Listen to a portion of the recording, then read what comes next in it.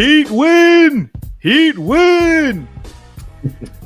Welcome to the Miami Heat Beat podcast show. I'm your host tonight, Franky G. Get well soon, Giancarlo Navas. He's battling a lot of flu-like symptoms. Flu game. Respect. Get better soon, G. Saucy Takes. Coach Lou, light it up. The beam is not working. I tried. I'm sorry. But I'm going to get it to work for Pell. Let's fucking go. What a game. What a game. The beam is sponsored by the same thing that paid Kawhi under the table, Aspirations. Kyle, IQ Hoops, Intangible IQ Hoops, Mr. Zubac Hater, number 1. Whoa. You trying to have my mentions destroyed. How you doing today, Kyle? I'm great. I thought it was a gutsy win. I enjoyed it. I love it. Gutsy is exactly how I put it. And the ever-present, the ever-graceful, the ever-wonderful Siobhan Beslow on the bottom. Whoop, whoop. How are you tonight, miss?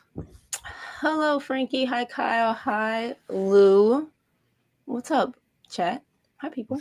We have a fantastic win. If you stayed up with us, if you're on the East Coast, you are just as gutsy as the Heat, if not gutsier, honestly.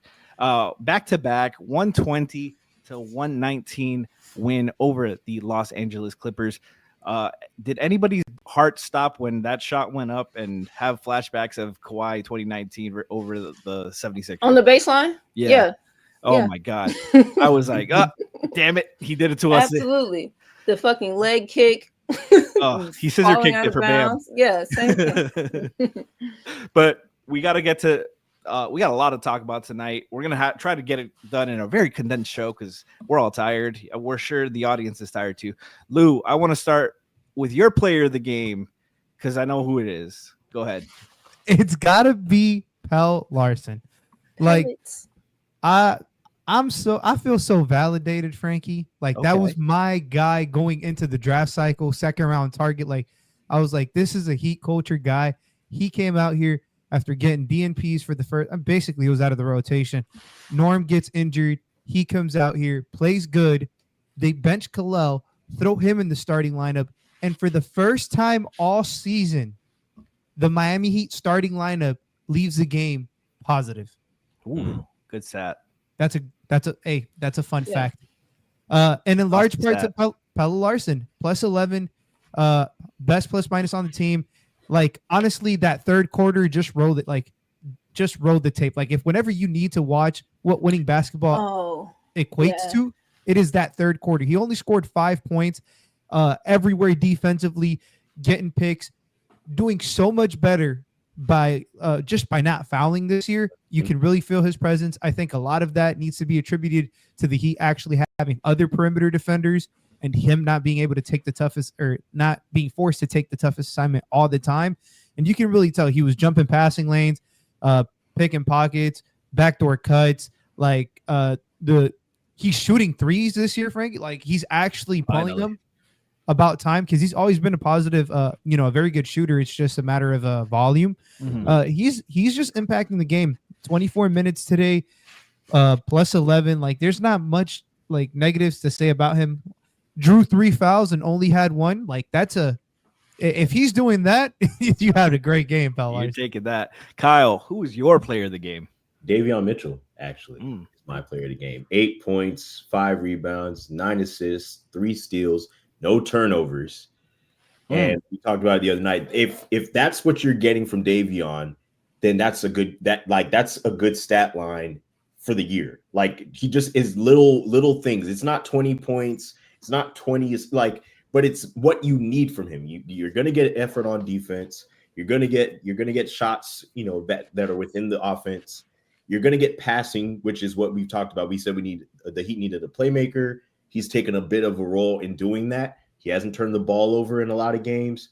And he's had a few games where he's almost had 9 or 10 assists, and just keeping it clean as far as the primary ball handler. So in 34 minutes, I mean, his plus minus was 9, which is second to Pell. I actually like the lineups with Larson and Mitchell. It gives them some dynamic on the defensive side and 2 guys who can play point of attack. So That's who mine was, and then a little honorable mention for Drew Smith. Obviously, his stat, the box score, doesn't say everything that he did, but he had a couple of plays that changed the momentum. I didn't know he was going to cross the shoes out of Chris Paul. Chris stage of his career, so I guess that's nothing to say much about. But they played smart basketball with the guards played smart basketball tonight, and that's a big part of why they won the game. The other part of the game is I'll let somebody else take Bam. Siobhan, please tell me who your player of the game was. Who you want? I can go one of a couple ways. I want who you want. Okay. You know, you at the helm of the show tonight, so let's see. I'm gonna leave the captain for you if that's who you like. I take the young man, Mr. Mr. Ware. Okay. I'm weak. I just put his first and last names together. I'm gonna just start calling him Will. No, I think, you know, early season, second year, and you know, just the response to being challenged hard, the critiques, the, you know, just kind of all of it. Starting lineup change tonight, right? And you know, it's almost interesting to me that I feel like maybe we're in a little bit of a world where it is appropriate to highlight a guy taking lineup changes well and on the chin and kind of, you know, not throwing a fit about but you're a second year. You shouldn't be doing that anyway. Mm-hmm. But, you know, kind of just took it in stride and seems to be a little bit more settled.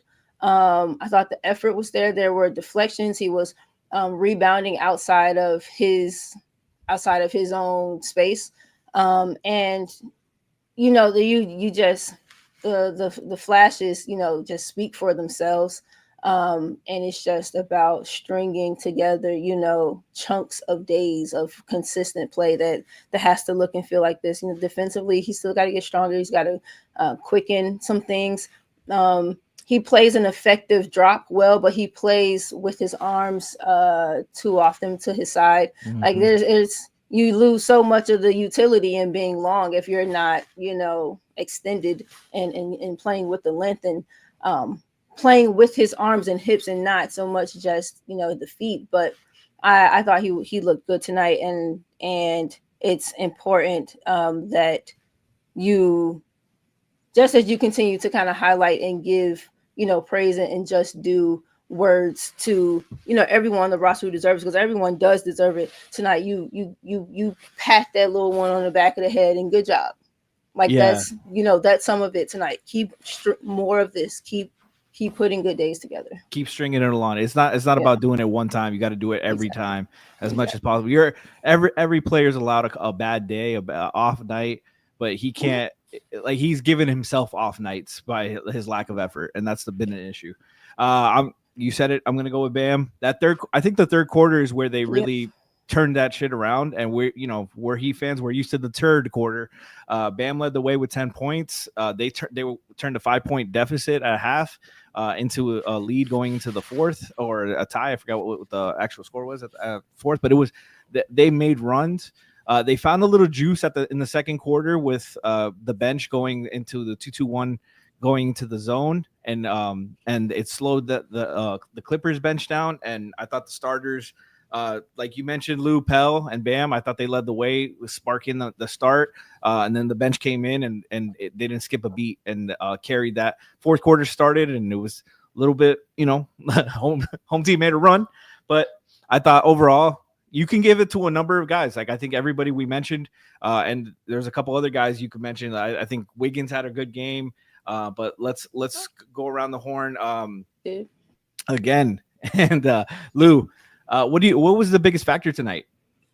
So I think just the biggest factor tonight was the defense. Like, I think them. We really saw them struggle in the first half just to like kind of like get their footing and force TOs. And I think the third quarter in particular was the biggest turning point in the game. I believe they won that quarter by like 20 points, 13 points. That's good enough. In a game you win by 1, that's all it takes.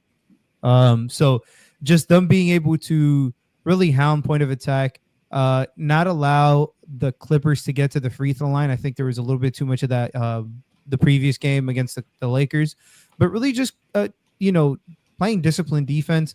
The zone really helped the bench unit. In particular, it helps just kind of get everybody moving, active. Nico at the top of the zone had some really good stuff along there with Drew. Both steals tonight from them. And I just think it helps. Where doesn't have to do too much in pick and roll against one of the best pick and roll players that we've ever seen, or two of them in Chris Paul and James Harden. So you make his job a little bit simpler, and it just makes it easier for the defense and a little bit more stout of a unit today. Yeah, and I we have to mention Norman Powell, first game back off the injury. He definitely wanted to play against the Clippers. Showed out efficient, man. 21 points on 10 shots. Like that's why they brought me here. That's why they brought me here. Siobhan, we talked about for years during the Jimmy build. We're not going to stress too much of the Jimmy build. They did not need a star. They were obsessed with Star Hunt. If they would have gotten a guy like Norm, that's all they needed. They got, and you saw how cheap they got him, and how important he's been. Talk about Norm. You highlighted him, his movement, shooting, and coming off the stagger screens early on. Talk about what kind of lift a shooter like that brings that to the offense and to guys like Bam, Wiggins, and everyone else. Yeah, during that whole thing, it was always, Riley always gets his whale. Riley always hunts for his whale. And I'm like, the point is to eat, right? Like, you get a whale, most of that shit is going to waste, truly. Like, get you, 3-4 prize, bluefin tunas and rock out, right? And I think you're absolutely right. We saw kind of how close they got in Denver. The Boston series that Tyler wasn't present in, able to participate in, and it's you have the dynamicism of all of the motion shooty dunking sets.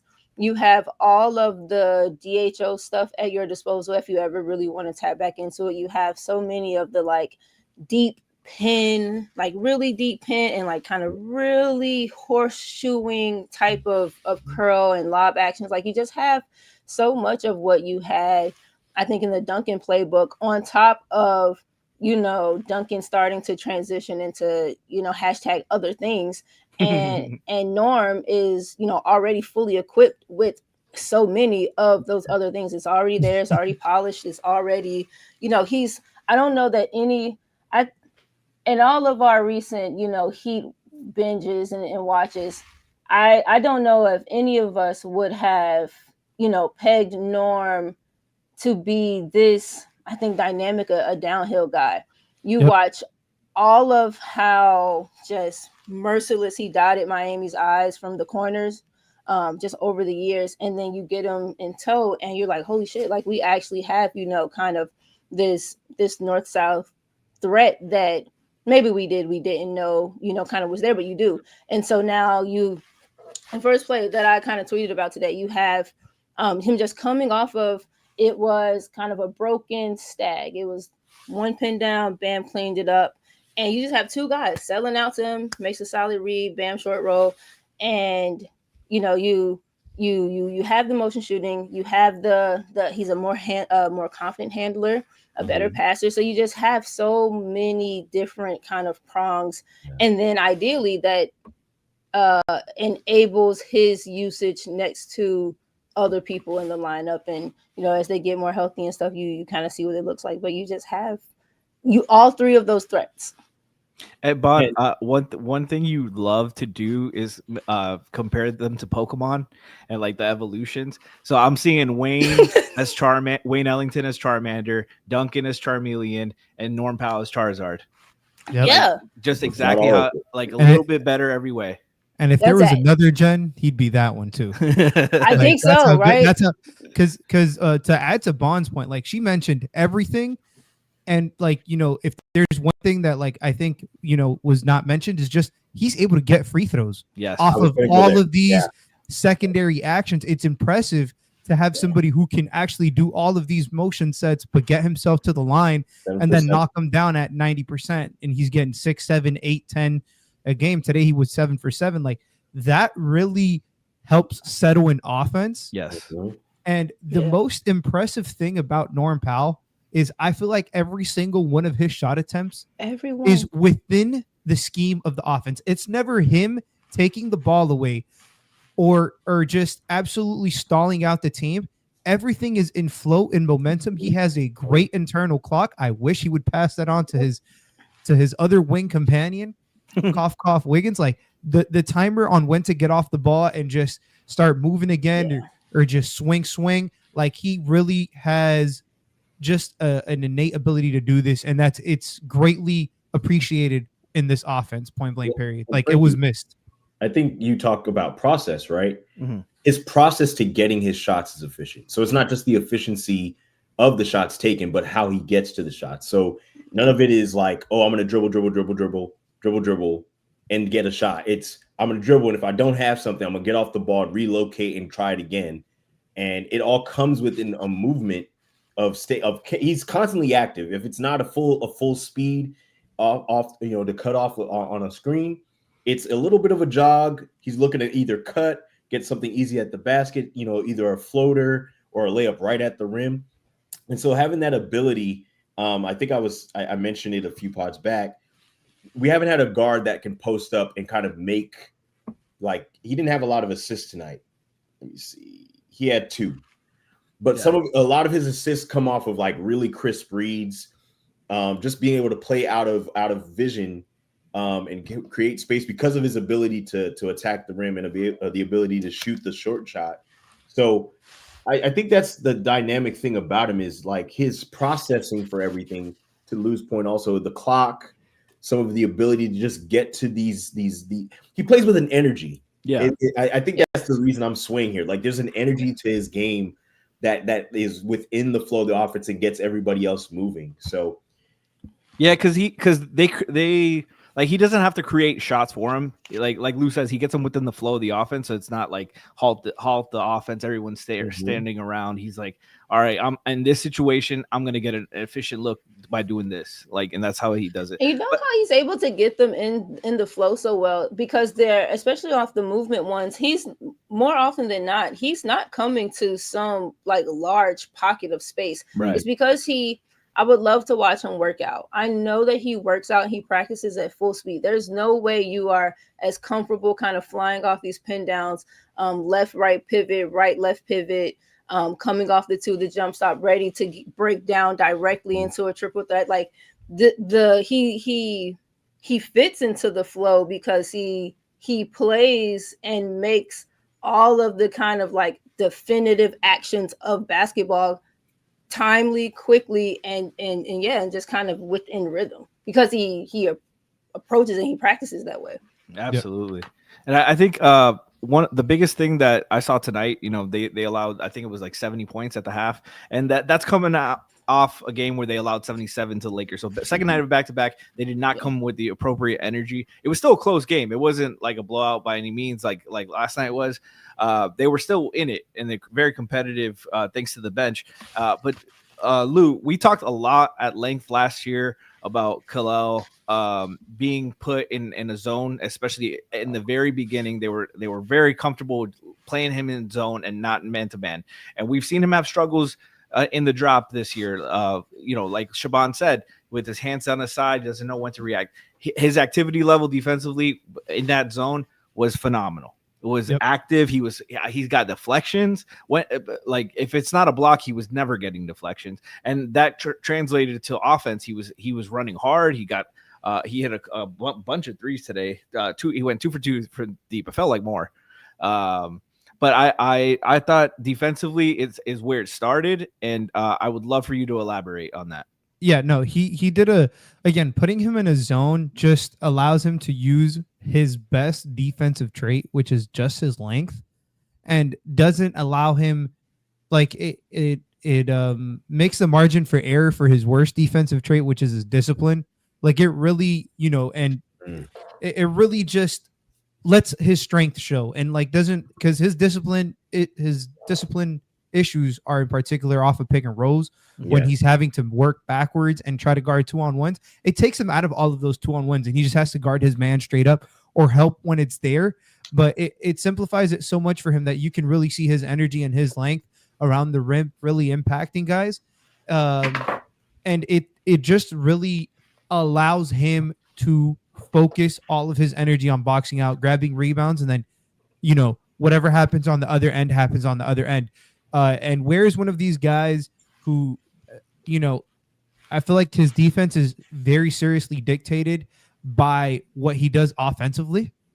And him seeing the end, because I think his first three was like it was an open one, but the second one was a contested one, like almost end of shot clock, but he shot it with confidence. Both same location. They went in. Like, you really felt him feel like the weight was off of his shoulders after the first three, and then after the second one, he was like, all right, I'm ready to rock and roll. And he took that energy to the defensive side and grabbed some great rebounds. Like, I don't think it was a perfect game by any means, of course, but if this is what it takes, is for him to capitalize on just 18 minutes a game to get this kind of energy and this kind of execution, that's perfectly fine. Like, that is going to be very, very valuable. If you can get more, obviously that's even better. But he played 18 minutes today, and you really felt his presence for all 18 of those minutes. I'd rather that than him be extended to 30 and we play 12 minutes of him being a ghost. No, and I mentioned before that this was a team effort. Yep. They did not second night of a back-to-back on a game that went. They had the starters in pretty late last night. Nobody played more than 34 minutes. Davion was 34-21. Bam 30 minutes. Norm 28. Wiggins 31. Almost 32. Like, everyone got to play a decent amount, and that helps them over the course of the season. This adds up. 10 deep, Franky. Yeah. 10 deep, and they still don't have Tyler.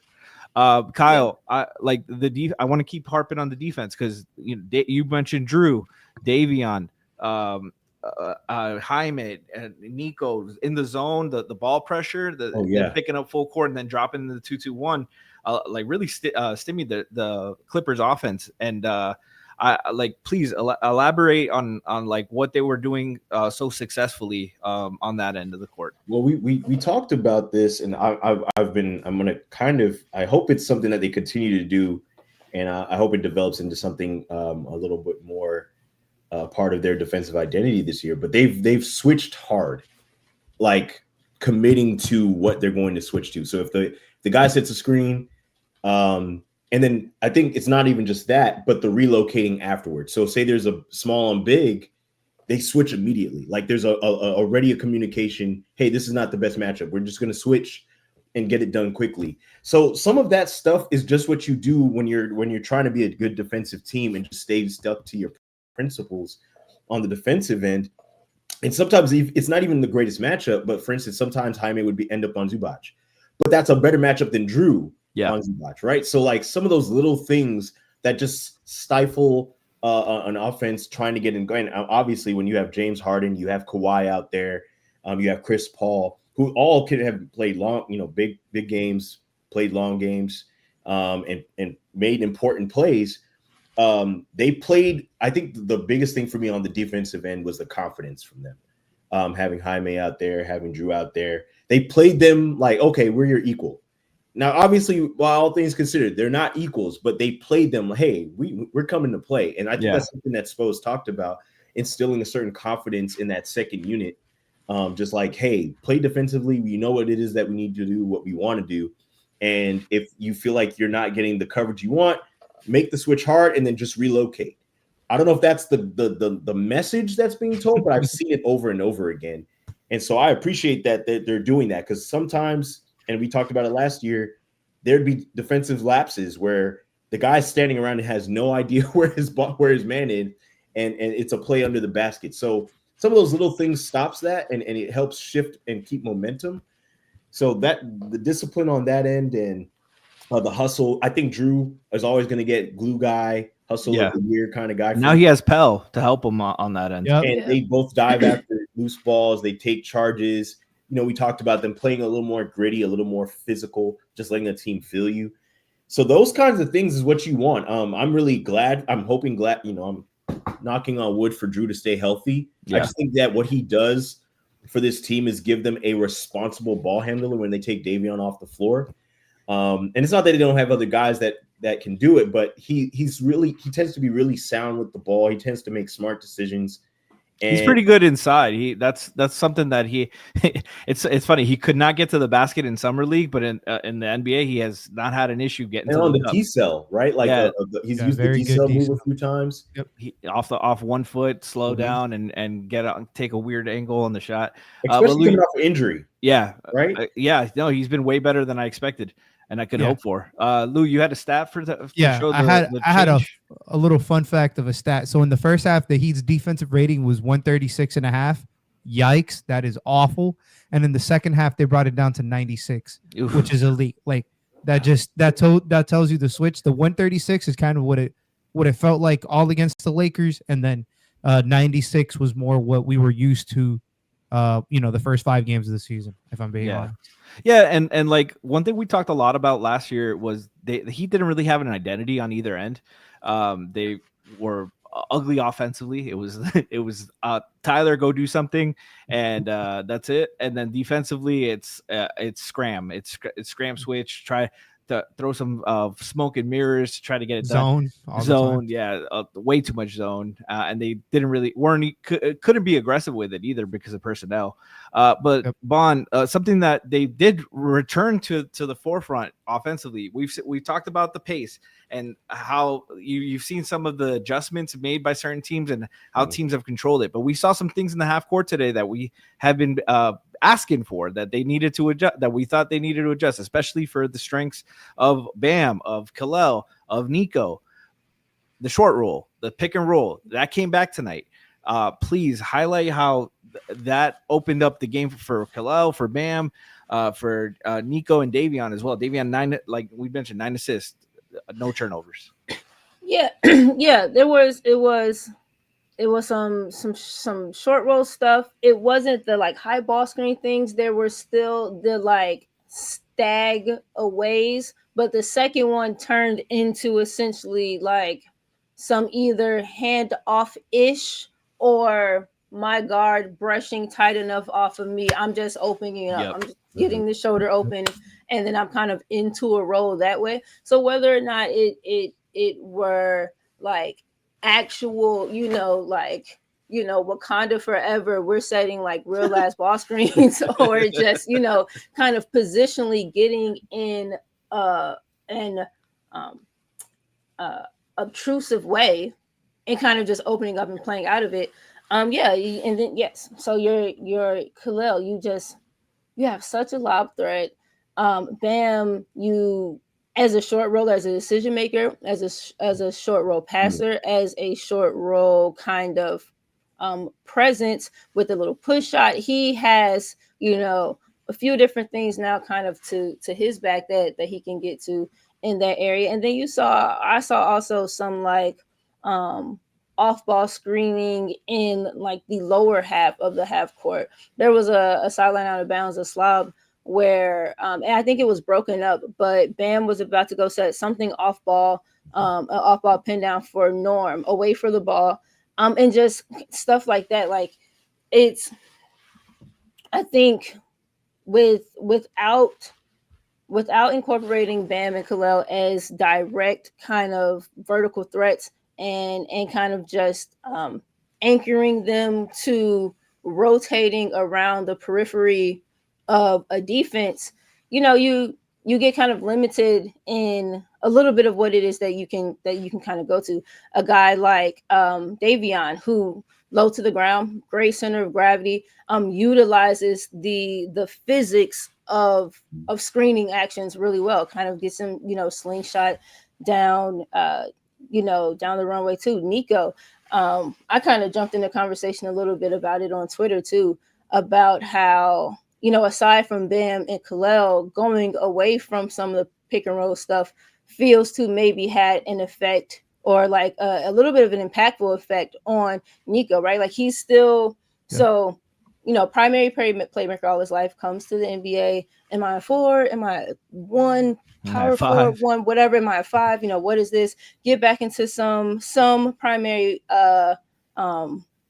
playmaking, but largely out of, some pick and roll stuff, largely out of like, some double drag stuff, and you making the read kind of off of that. And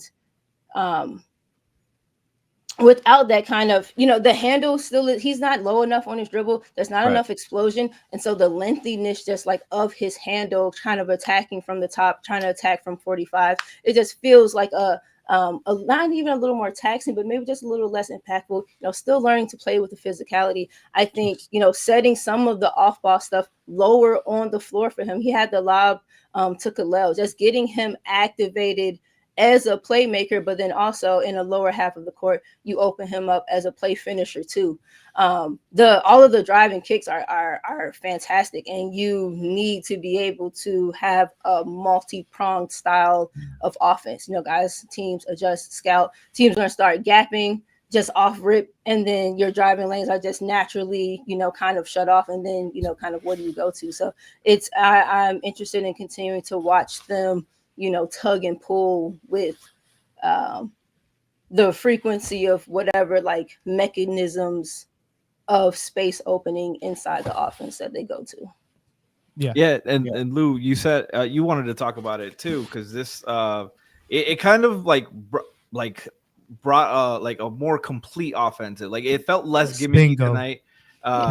Like where, like more getting full. Where, I love the read and react, but you're kind of like at a detriment to Ware and Bam. Like they're both of them, their best strength is pick and roll, and you're just taking them both out of the game. Bam had a lot of inefficient game. It's way too reliant on the jumper. Thought he had one of his more complete games. Ware obviously one of his best complete games. Nico had an awful overall night. I wouldn't say awful either. Like he had an up and down roller coaster game, but he made a lot of plays, and he put the ball on he puts the ball on the money for Klaw right at the basket, and gets him got him like three lobs, point blank dunks right there for him. Literally, but that's what it is, Frankie. We were doing a little bit too much of the read and react, and not just that.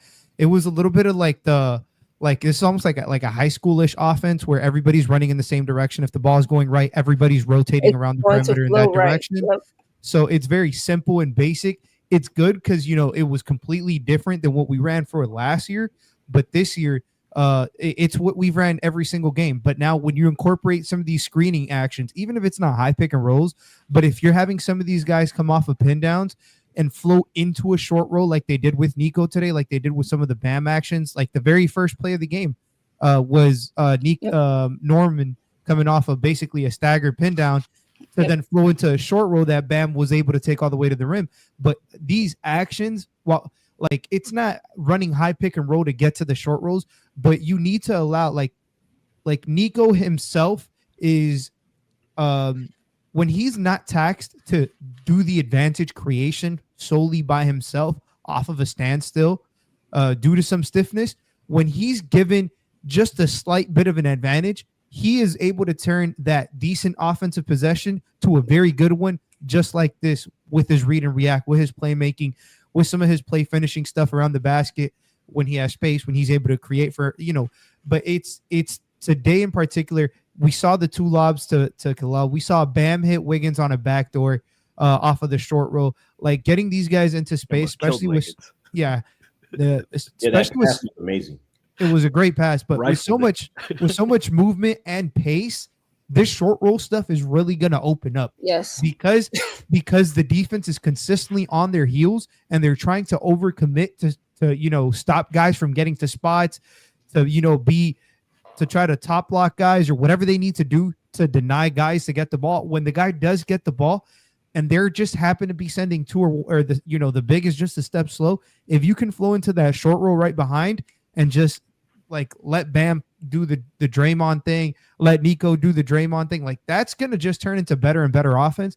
And I'm so glad that they started doing just a little bit of it tonight, because especially watching like the Spurs game in particular, it was like they knew what was coming. Everybody knew what was coming, and he did not adjust. If you can sneak like some backside Spain stuff off of a drive, like a gap is kind of be clear. I know they talked about like not doing double drives. Hold on, Bon. For the audience, what is backside Spain? What do you mean by that?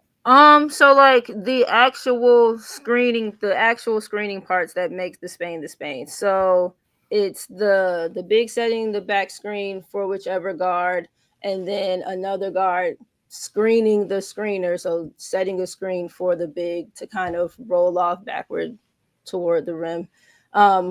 And as I'm saying it in my head, it's a damn, I just found out we lost thanks to lose light. Damn. You're sending the wrong message. Get your equipment together. Pay your light bill. And it's like, yeah, like off of some, I don't know, I just see like those same kind of the staggered pin down. I don't know, like you can just kind of have Bam off of like some just pitch and open things, or pitch and open and then receiving back screens, like to just finishing and adding to Lou's point, right? Like it's all of these different ways of how to best attack, go through, go around whatever a defense. And it's primarily through puncturing through the side, the middle, somehow, some way. They're kind of circling now and like working the ball around it and ending up at the goal on the back side of it. But if we can, kind of shift around the side and get some, through the actual teeth, puncturing and wounding of the defense. There's stuff. It's layered. It's a bunch of content, like world building. Yeah, it's good because they have a foundation. Last year, none of that. Like the foundation was horrible, but this is a good starting point. Is basically, I think, it was too talent reliant last year. It was just way too much on the shoulders of Tyler on Bam and not enough talent. Yeah, and they don't have they're not those guys to do that. They're not Luka Doncic that the attention is on them. They can drop 50 any night. And you made it hard on those guys and you saw it wear on both of those guys throughout the season. So like I think it's just best suited to make the things a little easier for them, and everybody's shining like that, and not everybody's gonna have a consistent game, but when you're 10 deep, you can afford a few guys having an off night and stuff. And let's get to a couple plays to highlight this performance.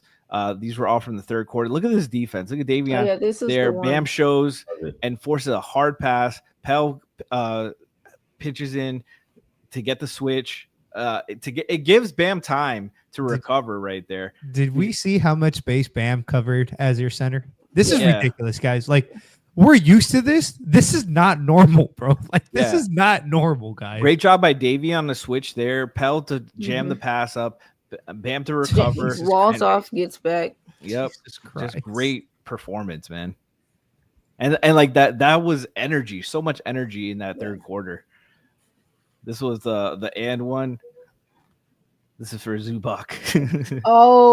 You know what? I wish we had the fullness of this because this was a real nice Bam Davion 2-man. And another pick and roll thing. It was like a fake pick and roll, and he just opens up and slides down your roll lane, and it's a great pass. Yep, he slips right under the Kawhi's claw. Can I mention what I love? What I love is Pell pulling to the corner, right? So you're taking your defense. Again, it's just little things. You're trying to pull your defender away so it gives Bam a lane, especially because James is kind of in nowhere's land, and because Kawhi committed to doubling, he's already beat. Yeah. So there's this. It's just a little bit. Even if Bam had decided to swing it out to the corner, that still would have been a good play. Obviously, he was going to finish, but it's just the little things that you like from your young guys. Yeah, because if Beal's there early and is in position, you want Bam to make that pass, but because Bam beats him there with a great pass from Davion, you want him to take that shot, especially at the rim. Mm-hmm.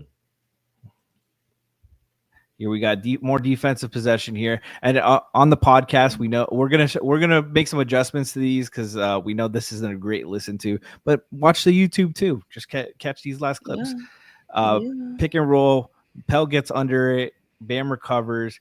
Pell fights through Kawhi and scraps, gets him on the floor. Loose ball. Pell and Bam go for it. Get the jump ball. Like that's great defense. Pell has had issues guarding shiftier defenders because he's a little too handsy on them. But I thought he did a great job on Kawhi tonight, and Harden too. And Harden and Beal too. Like he was doing his thing. And he fought through that screen. I'm so tired of. I was so tired of fucking Terry running into a screen and hugging the man like he was Velcro. I got the switch. This. You barely got your man. He was in them pockets like he was checking for change. Oh, this was Pell. Dear. Catch and shoot top in of rhythm. the Oh, I love that. I love the confidence. Oh, this was the sequence. They go back in defense. Clippers try to get a quick bucket, dribble handoff. And look at him, bro. Somebody get this man a Heat lifer contract, because he plays like somebody the Heat are generally gonna keep around for a long time. Look at that face, man. Look at the smug face on Pell. He knows he fucking flopped. They call him Swiss Miss. And then this last one, another defensive play. Bam shows hard. Horrible behind the back pass. Bam switches on to Kawhi. He hits this. And this is a tough shot, but you take that, right? That's a tough shot. I'm not mad at my defense. Yeah, I think Norm's got to show. Norm can't let him get to that corner right there. Yeah, he's got to show a little harder on that contest, especially at the. Where was Wiggins going? It's DJJ. He can help. He could sag that far off. Honestly, it's just Wiggins. I've given up. I'm sorry. No give up on Wiggins. Hey, to Wiggs' credit, he has improved every game. Yeah, he wasn't bad today, but it's just still the offense. The like I saw somebody tweet out, I see why Wiggins averages two assists for his career. I did see that. I thought it was hilarious. I think 2 was too high. Like, my goodness.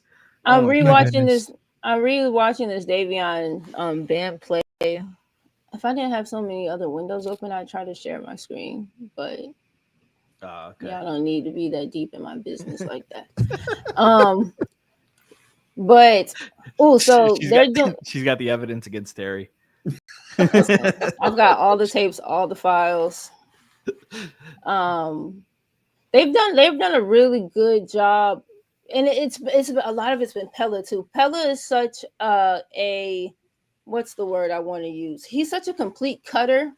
Like, he's going to continue his cuts, whether it has anything directly to do with the action or not, and it always helps the direct action. So like this Davion Bam play, it begins with Pella kind of just cutting through from the 45, just taking his, and then Bam rising. So like Pella's cutting through, Bam's rising, and now that right side corner is open. And then the Bam thing, yeah, it's empty. It's in the Bam, it's a pass. It's not even a step up. It's a ghost. Like it's a complete ghosting into a short roll. So just positioning yourself in the way effectively and just create Golden State for a long time. Draymond used to be really, really good with that. Like, you understand kind of Steph's like gravity and just all of his the way that he runs or whatever. Draymond would just throw himself in the way, just stop somewhere and just let Steph do the navigating off of it. Just be in the way effectively. He's gonna be a traffic cone. Just get around me. And to Bond's like point, in the third quarter, so much Pell movement. He got Wiggins a wide open 3 because he was moving so much. He just sat there and set him the screen. Davion literally took like an extra half second, like to be like, oh, he's actually this open with 20 seconds on like in a half court sequence, like 20 seconds on the shot clock. Pell's moving around, gets Wiggins a wide open corner 3 just off of like setting the hammer screen because he's moving so much that they're trying to, keep him away. And he's drawing 2 guys. He's like, all right, I'm just going to screen, Wiggins' man. And I'm so happy to see the hammers and the pin-ins back. All of the baseline screening work and just the baseline activity. I love that the Heat give, like, Kyle, we've talked about this a lot, that I love that the Heat give them the freedom to do some of this stuff at free will. But when the guys aren't doing it at free will enough, like, I think they have to coach it and emphasize it a little bit more. Like you see when PJ came in, how much even when he wasn't involved in the play, he would find a way to make an impact. Pels is cut from the same cloth in that sense. Well, that's what you want, right? Like, and we talked about him being able to. There's some things you can teach, and there's some things that players just innately have to their game. They've been coached, and they've known it already, right? And so some of that cutting is just like, okay, me being in motion creates opportunity. Like, that's just I guess I don't want to primarily give credit to this, but it's a lot of European ball. Like your movement creates spots. Like that's how you get into an offense. That's how you create opportunities for your team. You don't crowd the space of the ball handler. You're just moving and creating opportunities for yourself, but not only for yourself, you're cutting for the next guy. So it's a lot of like little intangible things, no pun intended, that you're doing to kind of help your team.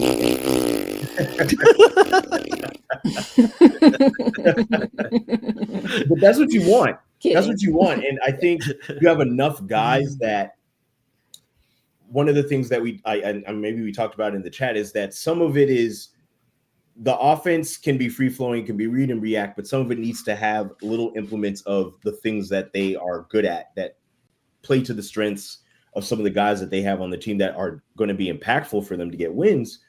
And so it's our young guys. This is Pell's second year. Just those things growing, the jumper adding is, to me, him being like the full three and D is like a huge thing. If that's something that can come full circle this year, that adds a whole bunch of dynamic to his game, because I think he likes to drive. And then some of that is also playing to Nico's strengths, where he's looking for guys to be in spots. So a lot of him is just finding reads and making passes. Obviously, he's going to have a few turnovers here and there, because Bond did mention he's not low enough to the ground. Some of that is just like he dribbles really high because of his height. So it's weird. It's weird. It feels like he's still figuring out his frame a little bit. And so some of the driving, some of the like ways he gets to the basket is just, I'm long and tall. Not so much like I have the handle to do it. So some of those little things is what you want from this particular year. You want your young guys to feel out things, to try things out. And then you have your seasoned guys who are going to pull them aside and say, hey, this could be done better here. This could be done better there. That's what you want from this season. And I'm glad that they were able to kind of come out with a W on the end of that. Lou, why are you laughing so hard? Go to somebody else. No. I've never seen Lou this red before. Cal said something, and all we get Oh my God, is, I hate y'all. hey, yo. And What did he say, Lou? I don't even. Saucy? My memory is real bad. I'm starting to get dementia. It's too late. The beam is off there. Sorry. Heat I don't got enough food. 120 to 119. They closed the road trip off on Wednesday night against the Nuggets. We will have your coverage on Wednesday night after the game. Thank y'all for rocking with us. We've been over 180 all night. You guys are sickos. You guys are lifers. Gutsy performance out of the audience. We appreciate y'all. Oh yeah. 120 to 119. Peace out, guys. Have a good night.